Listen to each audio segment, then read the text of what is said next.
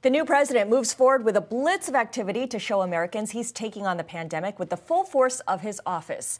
Biden has made clear that he's empowering scientists and doctors to lead the effort. At the same time, he's pleading for the country to adopt a wartime attitude in fighting COVID. The honest truth is, we're still in a dark winter of this pandemic. It's going to get worse before it gets better. It's going to take many months to get where we need to be. Despite the best intentions, we're going to face setbacks, which I will always explain to you. But I also know we can do this if we come together. Dr. Ashish Jha, Dean of Brown University's School of Public Health, joins me now from Rhode Island to talk about the Biden administration's early response. As you know, Dr. Jha, thank you for joining us. Biden set an ambitious goal of getting 100 million people vaccinated in the first 100 days. Now that he's released this full 200-page blueprint, do you see that as a reasonable target? So first of all, thanks for having me on. I do see it as a reasonable target. I think we absolutely need to try to get at least 100 million vaccine shots out to people.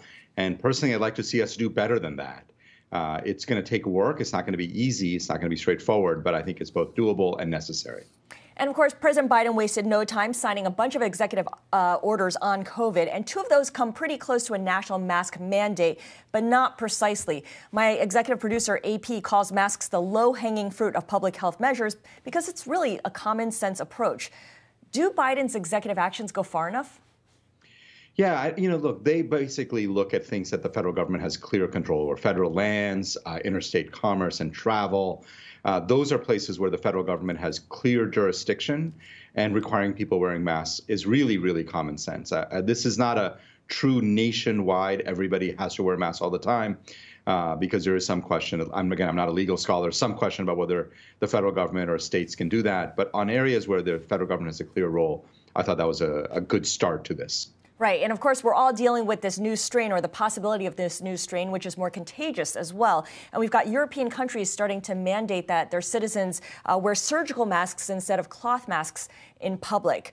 What's your recommendation on how the U.S. handles this? Should we be following suit? Should we be looking to mask up in different ways? Yeah, so one of the things that we can do that actually can make a pretty big difference is upgrade the quality of the masks. Look, the neck gaiters, the bandanas are pretty useless, especially against this new strain. Even most cloth masks are probably not good enough. And there's a lot the federal government can do. Certainly guidance on what are high-quality masks and how to get them would be really useful. The federal government could even produce high-quality masks. And then there are high-quality masks out there. KF94s are good masks that are made in South Korea that are available on Amazon and elsewhere. In high-risk situations, people can double mask. There's a lot we can do to prevent the spread of this much more contagious strain. There was a report out today, Dr. Jha, that the so-called CTAP, which is the WHO's program for pharma companies to voluntarily share their COVID knowledge, has attracted exactly zero contributions, which is pretty telling. Why do you think there's such widespread reluctance or failure to tackle the pandemic in a global cooperative way? Yeah, this has been a big challenge, and there are two sets of issues going on here. Usually in these global programs, you've really needed American leadership. When I think about a lot of the kind of global efforts that have happened over the years, America has been at the forefront of leading this and bringing other countries along.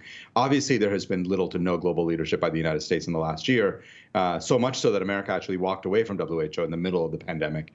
That's one part of it. And of course, the second part is because the pandemic is so bad in so many places, people are looking internally and really just focusing within their own countries or within their own businesses. We have to remember that the pandemic ends when we have widespread control of the virus, not just in any individual country. Even if we get a large majority of Americans vaccinated, if there's a raging pandemic in other countries, it will continue to affect us. So we really do need to take a more global approach. Well said. Vaccine rollout has been pretty uneven across the United States, and the Biden administration, it's not as if they can suddenly ramp up production overnight. What's the single best way for the president to fix the rollout in the shortest amount of time? Yeah, it's a great question. I think the president can do a lot on distribution. That is one place where I think the federal government can help states simplify their rules, get them resources for vaccine sites, and start getting more people vaccinated. The harder task is how to ramp up production of these vaccines. They're going fine based on kind of targets, but I think we all want to see more vaccines getting produced quickly. That's going to be a harder task for the government. Yeah, it's going to take the work of all the different federal agencies.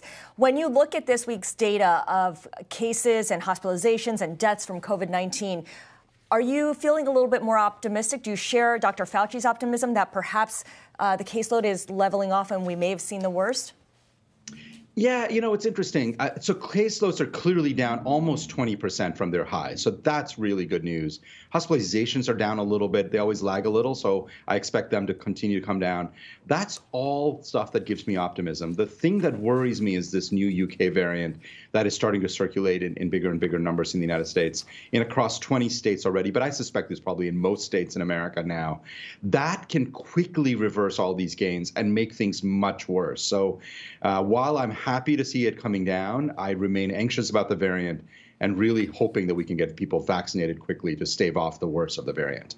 In the final minute we have left, Dr. Fauci has been liberated. He's now able to speak his mind to the public.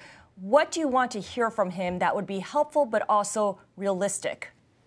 Yeah, I think we want to hear from Dr. Fauci his assessments. There are a lot of uncertainties. There are a lot of things that we don't have clarity on. What Tony Fauci brings to this, beyond just expertise, is his wisdom and his judgment. And I think what we want to hear from him is his judgment about how we should be tackling complicated issues about vaccine distribution, whom to target for vaccines, how to think about therapeutics, how to manage preventing kind of big spikes. There's a lot of really complicated issues, and I think we'd all be better off if we heard more from Dr. Fauci on those. All right, Dr. Jha, really appreciate your joining us and sharing some of your perspective and expertise with us. Thank you so much.